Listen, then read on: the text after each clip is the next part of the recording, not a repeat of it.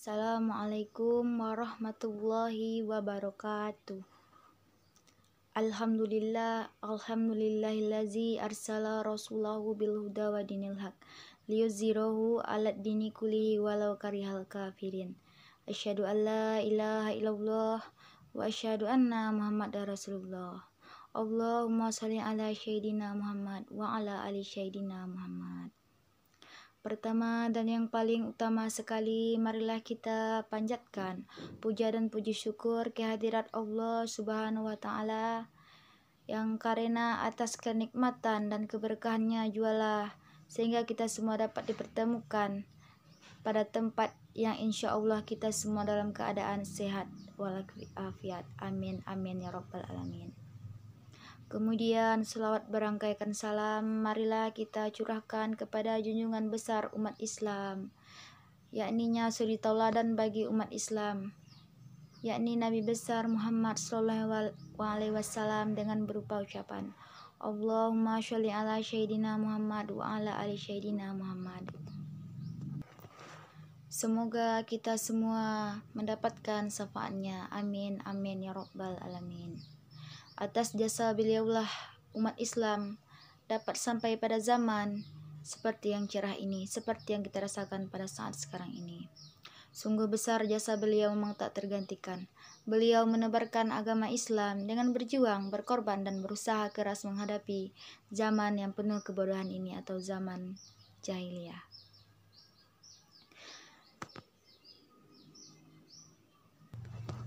Yang sama-sama kita hormati dosen pembimbing mata kuliah bahasa Indonesia dan yang saya sayangi teman-teman sekalian, teman-teman senasib dan seperjuangan.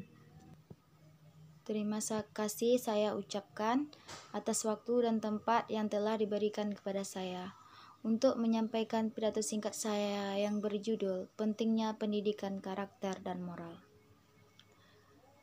Pendidikan karakter dan moral harapannya kelak para generasi muda yang mempunyai porsi besar dalam membangun bangsa ini. Pendidikan merupakan suatu kebutuhan pokok untuk seluruh manusia, entah ini pendidikan formal ataupun yang non-formal. Pendidikan formal yaitu pendidikan yang bisa didapatkan dari lembaga yang sudah memperoleh pengakuan dari pemerintah, seperti sekolah, pendidikan. Pendidikan ini begitu penting karena menyangkut kehidupan masa depan generasi penerus bangsa. Pendidikan karakter dan moral harapannya kelak para generasi muda yang mempunyai porsi besar dalam membangun bangsa ini. Pendidikan merupakan suatu kebutuhan pokok untuk seluruh manusia, entah ini pendidikan formal ataupun yang non-formal. Pendidikan formal yaitu pendidikan yang bisa didapatkan dari lembaga yang sudah memperoleh pengakuan dari pemerintah, seperti sekolah, pendidikan. Pendidikan ini begitu penting karena menyangkut kehidupan masa depan generasi penerus bangsa.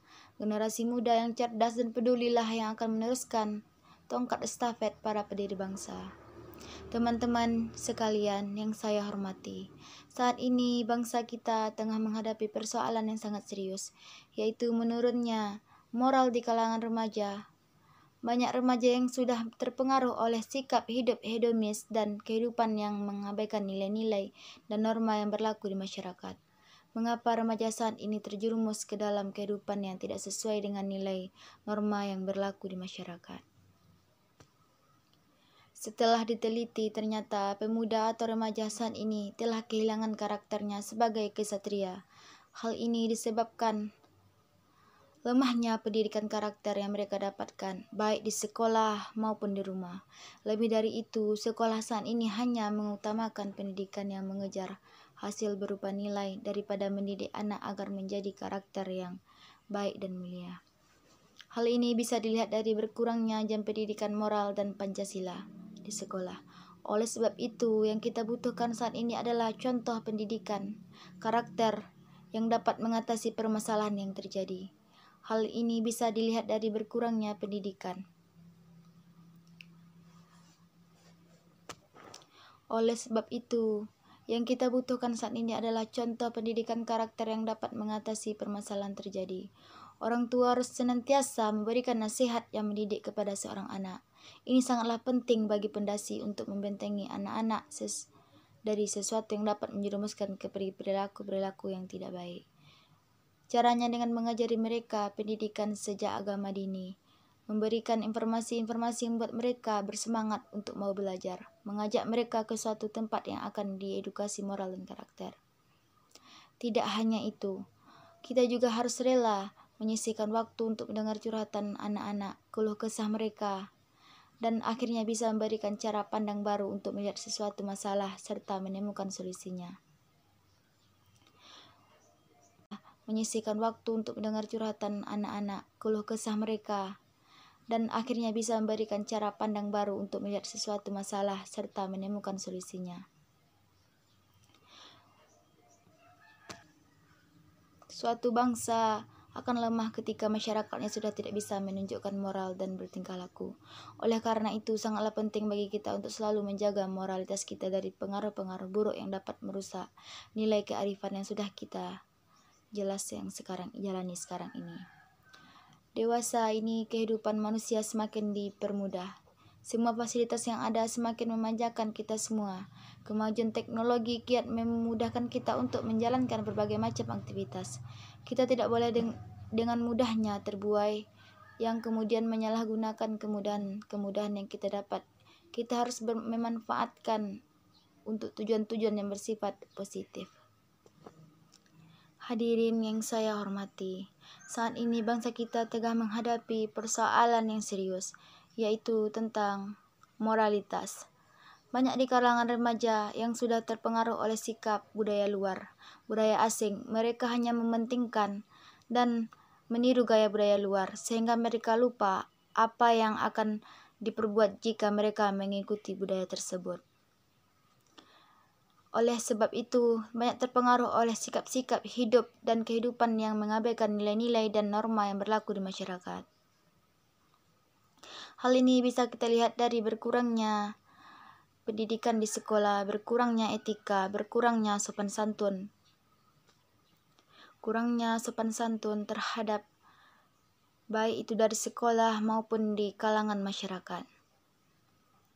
Maka sebab itu marilah kita untuk tetap menjunjung tinggi nilai moral, etika, bermasyarakat, karakter gotong royong, nuansa tetangga, rasa, dan menghargai perbedaan. Dimulai dari kita sebagai orang tua, kemudian kita ajarkan kepada anak-anak kita agar bangsa yang majemuk ini senantiasa terhindar dari kemungkinan yang tidak kita inginkan.